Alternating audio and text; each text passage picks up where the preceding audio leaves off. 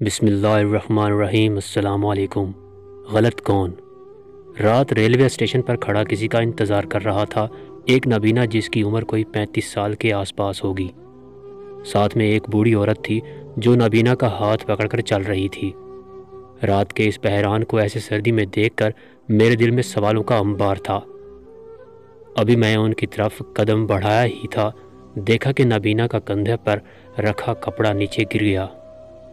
میں جلدی سے قدم بڑھایا کہ نابینا کا کپڑا اٹھا سکوں۔ اتنے میں نابینا پیچھے پلٹا اور کپڑا اٹھا لیا۔ یہ ماجرا میرے علاوہ کچھ اور لوگ بھی دیکھ رہے تھے۔ ایک لڑکے نے نابینا کا کپڑا کھینچ کر زمین پر گرا دیا۔ نابینا پھر پلٹا اور کپڑا اٹھا لیا۔ ان میں سے 5 لوگوں کے گروہ نے نابینا اور بوڑھی عورت کو گھیر لیا اور معاملہ کی جانچ پڑتال کی اور نابینا کی تلاشی لی۔ نابینا کے پاس ایک سپیکر اور 4850 روپے برآمد ہوئے جو نابینا نے ان 5 نوجوانوں کو رشوت کے طور پر پیش کر دیے کہ یہ آج کی سیل لے لو۔ میرا راز فاش نہ کرنا کہ میں نابینا نہیں۔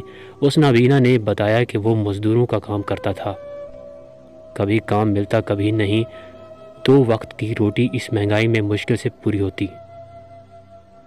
ابھی 3600 کا سپیکر لیا ہے اور رات اللہ کا شکر ہے 4000 تا 5000 کما لیتا ہوں۔ لوگ نابینا سمجھ کر دے دیتے ہیں، محنت بھی نہیں کرنا پڑتی۔ پہلے سارا دن محنت مشقت کر کے بمشکل 800 تا 1000 ملتا تھا۔ یہاں بہت سوال پیدا ہوتے ہیں، اس کا قصوروار کون ہے؟ کیا یہ اچھا بزنس ہے؟ 3600 انویسٹ کر کے روز 5000 کمانا، یہ محنت مزدوری کرنا؟ یہاں غلط وہ انسان ہے جو بچوں کے لیے نابینا بنا ہے۔ یہ غلط معاشرہ ہے یا غلط حکمران؟